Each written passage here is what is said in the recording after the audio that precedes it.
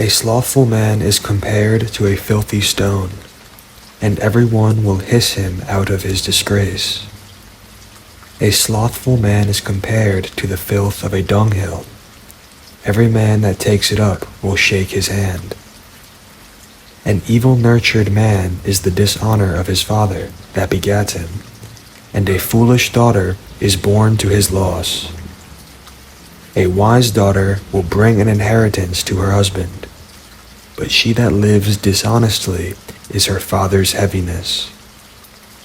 She that is bold dishonors both her father and her husband, but they both will despise her.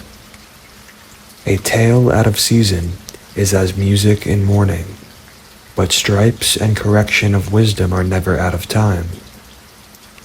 Whoso teaches a fool is as one that glues a potsherd together, and as he that wakes one from a sound sleep. He that tells a tale to a fool speaks to one in a slumber. When he has told his tale, he will say, "What is the matter?" If children live honestly and have wherewithal, they will cover the baseness of their parents. But children, being haughty, through disdain and want of nurture, do stain the nobility of their kindred. Weep for the dead, for he has lost the light, and weep for the fool, for he wants understanding. Make little weeping for the dead, for he is at rest, but the life of the fool is worse than death. 7 days do men mourn for him that is dead, but for a fool and an ungodly man all the days of his life. Talk not much with a fool, and go not to him that has no understanding. Beware of him, lest you have trouble, and you will never be defiled with his fooleries.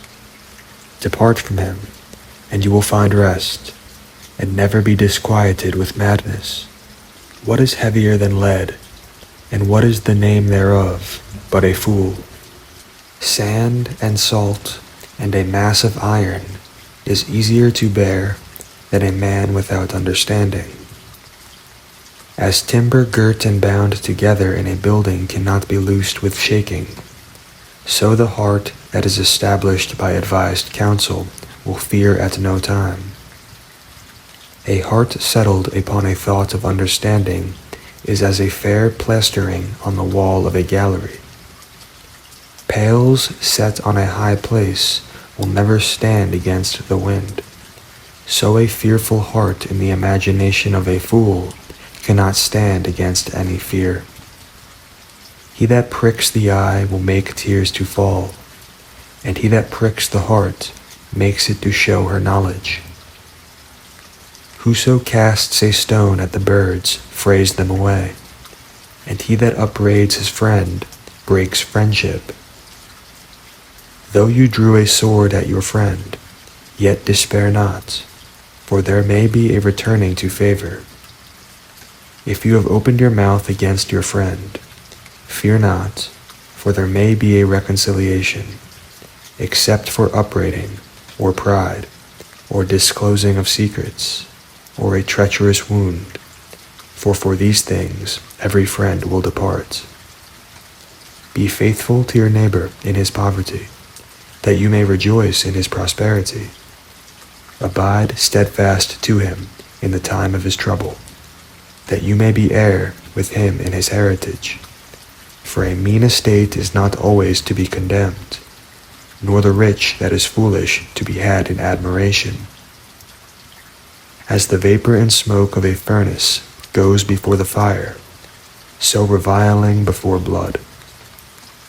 I will not be ashamed to defend a friend, neither will I hide myself from him. And if any evil happen to me by him, everyone that hears it will beware of him. Who will set a watch before my mouth, and a seal of wisdom upon my lips, that I fall not suddenly by them, and that my tongue destroy me not? O Lord, Father and Governor of my whole life, leave me not to their counsels, and let me not fall by them. Who will set scourges over my thoughts, and the discipline of wisdom over my heart?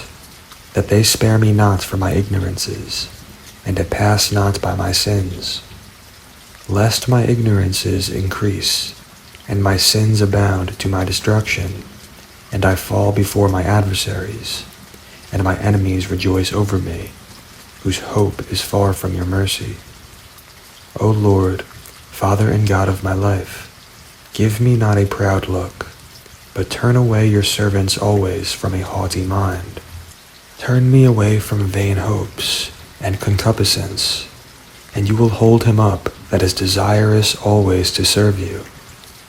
Let not the greediness of the belly, nor the lust of the flesh, take hold of me, and give not your servant over to an impudent mind.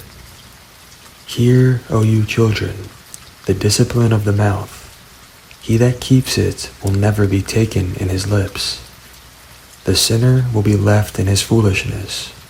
Both the evil speaker and the proud will fall thereby. Accustom not your mouth to swearing, neither use yourself to the naming of the Holy One.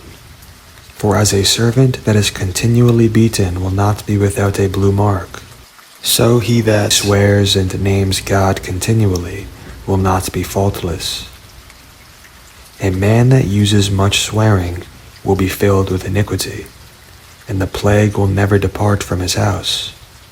If he will offend, his sin will be upon him, and if he acknowledge not his sin, he makes a double offense. And if he swear in vain, he will not be innocent, but his house will be full of calamities. There is a word that is clothed about with death. God grant that it be not found in the heritage of Jacob. For all such things will be far from the godly, and they will not wallow in their sins. Use not your mouth to intemperate swearing, for therein is the word of sin. Remember your father and your mother, when you sit among great men. Be not forgetful before them, and so by your custom become a fool, and wish that you had not been born, and curse the day of your nativity. The man that is accustomed to opprobrious words will never be reformed all the days of his life. Two sorts of men multiply sin, and the third will bring wrath. A hot mind is a burning fire. It will never be quenched till it be consumed. A fornicator in the body of his flesh will never cease till he has kindled a fire. All bread is sweet to a whoremonger. He will not leave off till he die. A man that breaks wedlock, saying thus in his heart, Who sees me? I am compassed about with darkness. The walls cover me, and nobody sees me. What do I need to fear? The Most High will not remember my sins. Such a man only fears the eyes of men, and knows not that the eyes of the Lord are 10,000 times brighter than the sun, beholding all the ways of men, and considering the most secret parts. He knew all things before they were created, so also after they were perfected he looked upon them all. This man will be punished in the streets of the city, and where he suspects not he will be taken. Thus will it also go with the wife that leaves her husband, and brings in an heir by another. For first she has disobeyed the law of the Most High, and secondly she has trespassed against her own husband, and thirdly she has played the whore in adultery, and brought children by another man. She will be brought out into the congregation, and inquisition will be made of her children.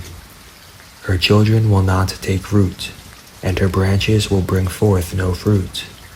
She will leave her memory to be cursed, and her reproach will not be blotted out. And they that remain will know that there is nothing better than to fear the Lord, and that there is nothing sweeter than to take heed to the commandments of the Lord.